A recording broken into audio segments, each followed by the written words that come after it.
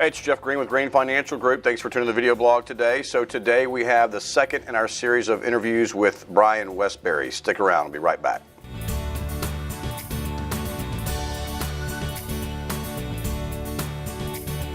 Let's talk a bit about trade wars, China. Right. We always talk, China. It's right. What we hear constantly. So where are we with trade wars? Where are we with China? Right. And China's economy slowing down to a whopping 6-point-some-odd%. Yeah. Exactly. So, I mean, where are we with that? Yeah. So one of the things, don't forget, I'm a Reagan guy. I really do go back and love. I call him the president. And he used to say, if he was president today, he'd be like, "What am I supposed to do? Get in the boat with President Xi, and he pulls out his 6-gun and shoots a hole in the bottom. Am I going to shoot another one? And we're just going to get wet faster?" And I love that down-home logic. Right. It's like, hey, trade wars don't work. But we have to remember, that was from the 1980s. We're 35 years down the road. Back in the 1980s, China was impoverished.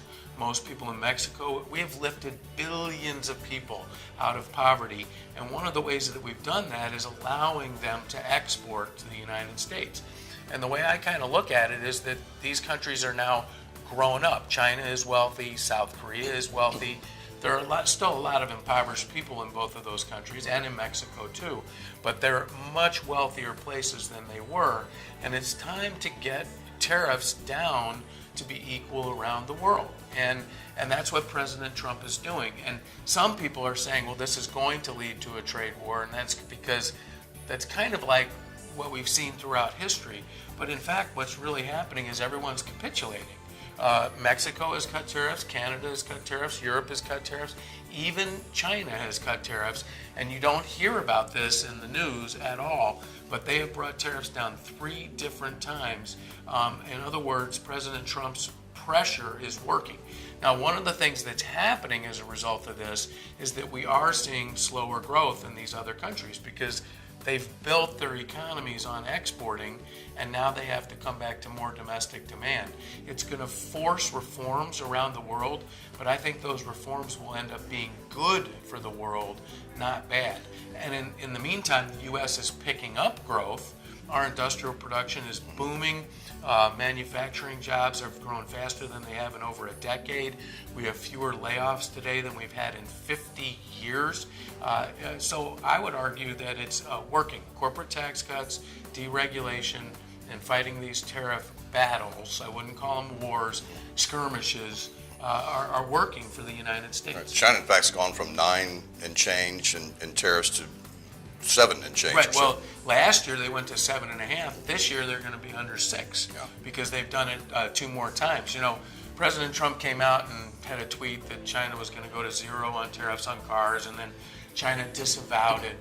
But 4 days later they went lower on tariffs on cars. So it's what's interesting is that I know this is President Trump's word, and I'm not trying to be political, but we're winning these battles. Right. He's right. And the reason is they're grown up. These countries are grown up. They've become wealthier as a result of high tariffs. I had 4 brothers. I remember when my 23-year-old brother got booted out of the house. It was terrible. Around the house for like a week. But then everybody was happy. And I think the same thing is going to happen with these trade skirmishes. So, and then a slowdown globally doesn't concern you domestically? No.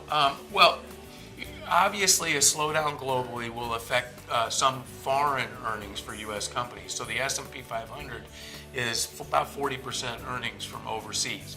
Now, I know this isn't exactly correct, but if we take Europe, they've slowed from 2% to 1%. So let's just argue that 40% of the sales were in Europe, which is where most sales are, is in Europe. And then 60% are domestic. Well, we've picked up from 2 to 3. So if 60% of sales go from 2 to 3 and 40% of sales go from 2 to 1, we still win. And so I would argue that profits are going to continue to grow, and that's the real driver of the stock market over time. It's corporate profits. Right. And so let me ask you this. Federal debt, we're at 21, 22 trillion and climbing. How does that affect economies, markets? Right.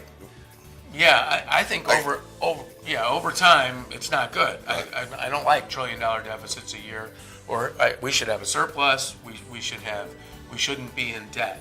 However, the U.S. economy itself has $300 trillion of private assets. Private assets. That's not aircraft carriers or highways or Yellowstone.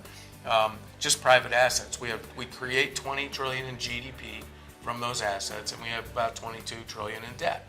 So lop off a bunch of zeros because no one knows what $1 trillion is. And so your Uncle Sam leaves you his company. It's got $300 million worth of assets.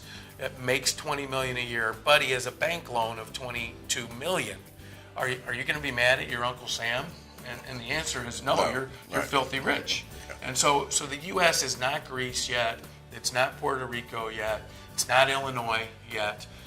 It's a long way from being in a real financial period of trouble because of that debt. Now, doesn't mean we won't get there eventually, but you could have made the same argument about government debt 5 years ago, 3 years ago, and yet if you look at the stock market, it's up a lot higher, even though you could have looked at the debt and said, look, we have 16 trillion.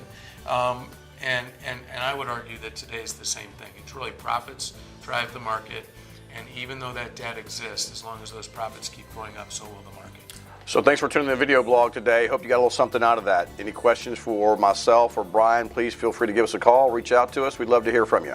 Thanks. Make it a great day.